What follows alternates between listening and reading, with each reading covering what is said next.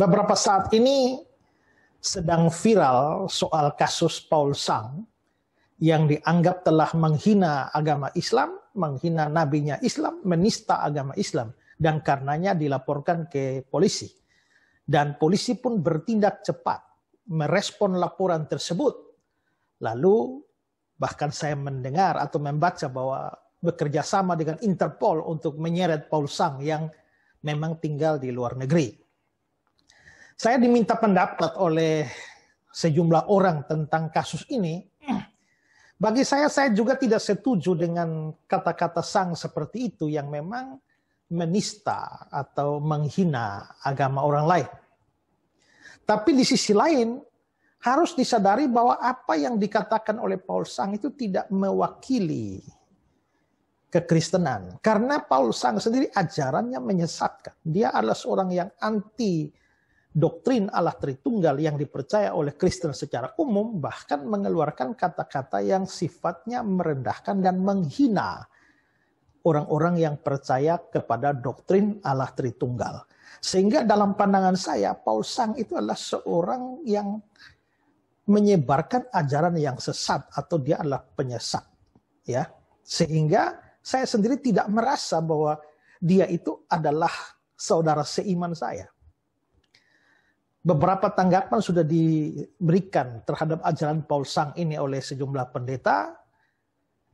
Saya juga memberikan tanggapan terakhir terkait dengan doa dia yang saya anggap doa yang sesat. Saudara bisa lihat itu di YouTube. Nah, karena itulah maka bagi saya terlepas daripada ajaran sesat seperti itu ya, kalau memang dia betul-betul dianggap menghina atau betul-betul menghina agama Islam, menista agama Islam, ya silakan diproses saja. Ya. Tapi yang jadi persoalan dengan dalam hal ini adalah kok polisi bertindaknya cepat sekali. Begitu laporan datang langsung bergerak pakai Interpol, orang sampai di luar negeri pun mau ditangkap. Tapi penista-penista agama di Indonesia ini kan banyak itu. Bukan hanya dari Kristen terhadap Islam. Tapi dari agama-agama lain. Terutama yang dari Islam ke Kristen itu terlalu banyak itu. Seperti Yahya Waloni misalnya yang memang sudah sangat keterlaluan hinaannya. Tapi ya sampai sekarang tetap bebas-bebas saja. Lalu beberapa waktu yang lalu saya sempat melihat videonya Bang Denny Siregar yang bahas juga masalah penistaan agama ini, di mana dia berbicara tentang Paul Sang dan juga satu lagi siapa itu perempuan yang menghina, yang jadi mualaf lalu menghina agama Hindu, menista agama Hindu, dan juga Denny Siregar juga lalu menyinggung Yahya Waloni. Lalu dia berbicara bahwa Paul Sang ditindaklanjuti oleh pihak kepolisian.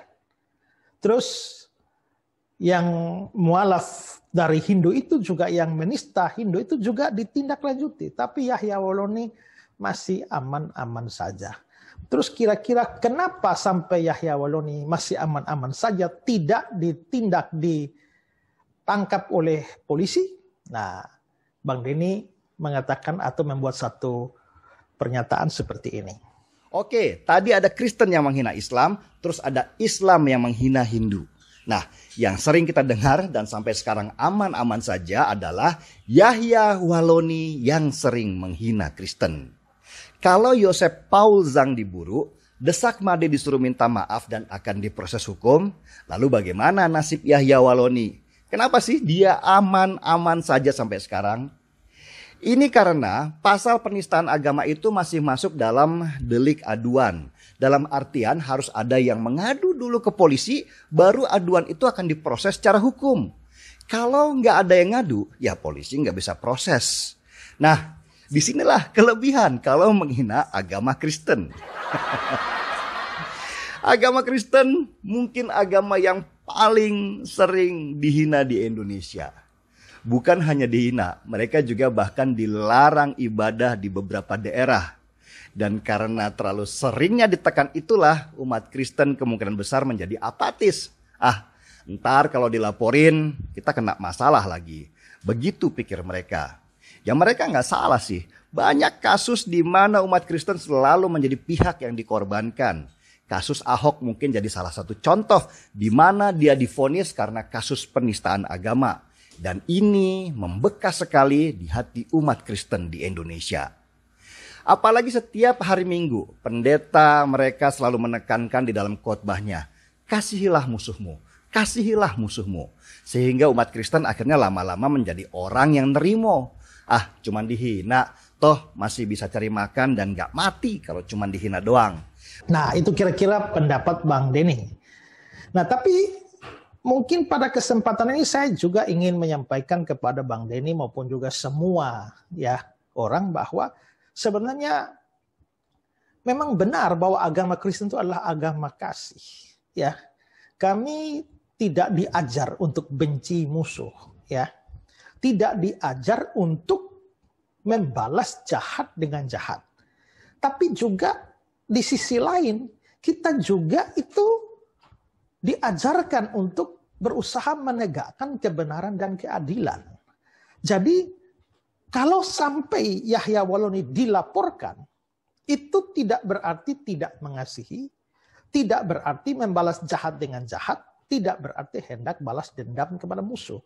Tapi semata-mata karena spirit keadilan, bahwa ketika begitu banyak orang yang dianggap menista agama Islam diproses dengan begitu cepat, ditangkap masuk penjara, tapi bagaimana orang sebiadab Yahya Waloni ini masih terus saja bebas dan terus memuntahkan semua hinaan-hinaannya kepada Kristen. Kalau sampai dia dilapor, itu bukan karena kebencian, bukan karena balas dendam, tapi semata-mata karena rasa keadilan sebagai manusia ciptaan Tuhan. Kedua, sebagai warga negara Indonesia yang mempunyai hak dan kedudukan yang sama. Rasa keadilan itu membuat perlu dilaporkan kasusnya penghinaan-penghinaannya Yahya Waloni ini. Nah, tapi kalau tadi Bang Denny mengatakan bahwa mungkin karena orang Kristen dikasih khotbah-khotbah seperti itu dan lain sebagainya, sehingga tidak dilaporkan, karena kasus penistaan agama ini termasuk delik aduan, jadi baru ditindak kalau ada yang mengadu. Dan mungkin karena orang Kristen tidak ada yang mengadu, makanya Yahya bebas terus memuntahkan hinaan-hinaannya pada setiap kesempatan. Tapi sebenarnya tidak begitu. Karena sebenarnya laporan terhadap Yahya ini sudah ada. Sudah pernah diberikan. Saya ada beberapa teman melaporkannya. Di antaranya adalah Pak Darius Sahelangi dan juga Pak Feni Rogahang. Saudara lihat, ini adalah surat laporan, bukti laporan dari Pak Darius Sahelangi. Sedangkan ini adalah bukti laporan dari Pak Feni Rogahang.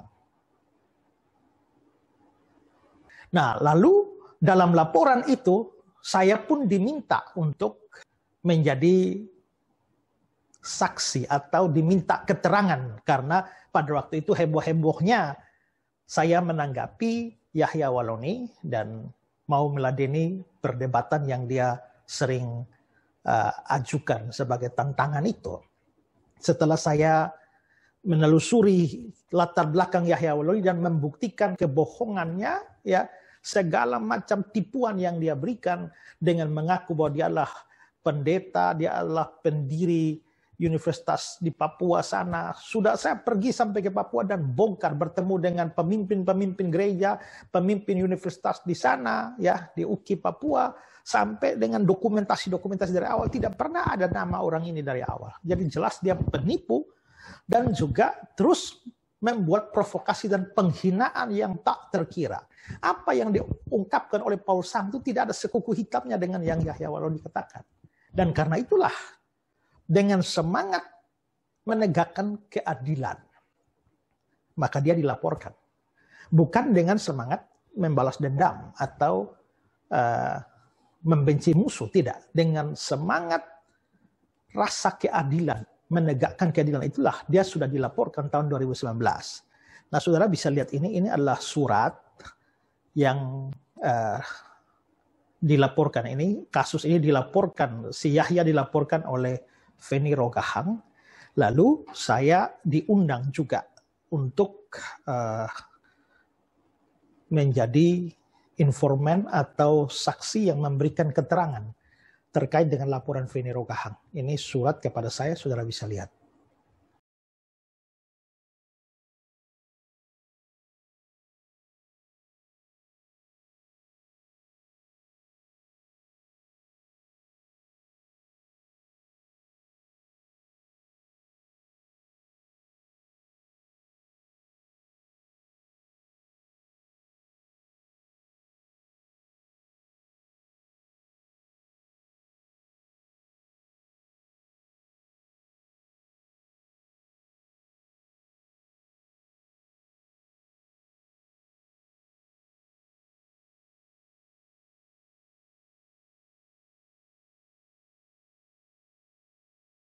Jadi Bang Denny sebenarnya sudah dilaporkan, bukan tidak dilaporkan. Saya juga sudah memenuhi panggilan Bareskrim itu untuk memberikan informasi atau keterangan terkait dengan seluruh penghinaan dari Yahya Waloni ini. Juga pada waktu itu Pak Yosua Teu juga dipanggil dengan tujuan yang sama. Karena itulah ini foto saya dengan Pak Yosua Teu saat kami sama-sama memberikan keterangan terkait Yahya Waloni di Bareskrim. Tapi setelah dilaporkan sampai hari ini apa hasilnya? Tidak ada hasil apa-apa. Kasus tersebut hilang begitu saja dan Yahya masih tetap tampil di medsos, ya. Videonya masih terus beredar yang berisi makian-makian, hinaan-hinaan terhadap kekristenan. Jadi menurut saya ini bukan persoalan dia tidak diadukan, tapi pengaduan sudah ada, laporan sudah ada, tapi persoalannya pada aparat-aparat kepolisian ini. Itu yang membuat saya heran. Ya, terlepas dari saya tidak menganggap Paul Sang sebagai saudara seiman, karena ajarannya ajaran sesat. Tapi bahwa mengapa, ya terlepas dia sesat, tapi kan anggapan umum, dia itu kan Kristen. Mengapa ketika laporan soal Paul Sang masuk dalam waktu seketika, direspon begitu hebat oleh kepolisian, langsung libatkan Interpol, sampai luar negeri juga mau ditangkap. Tapi si Yahya yang keliling-keliling sini sana, kenapa dibiarkan begitu saja? Sampai di mana polisi menindak laporan ini? Sampai di mana urusannya? Itu setiap kali ditelepon, ya kami lagi lengkapi berkas, lengkapi data, lengkapi informasi. Lengkapi sudah lebih dari 2 tahun ini. Kok tidak lengkap-lengkap juga? Ya, nah itu yang memprihatinkan. Jadi ini hanya sekedar pendapat saya dan informasi dari saya bahwa dia memang sudah pernah dilaporkan tapi tidak ada respon dari pihak kepolisian. Jadi izin bertanya Pak Polisi, mengapa laporan terhadap Paul Sang begitu direspon secara cepat, sedangkan laporan untuk Yahya Waloni dibiarkan terkatung-katung bahkan menghilang tiada jejak sampai hari ini? Ada apa Pak Polisi?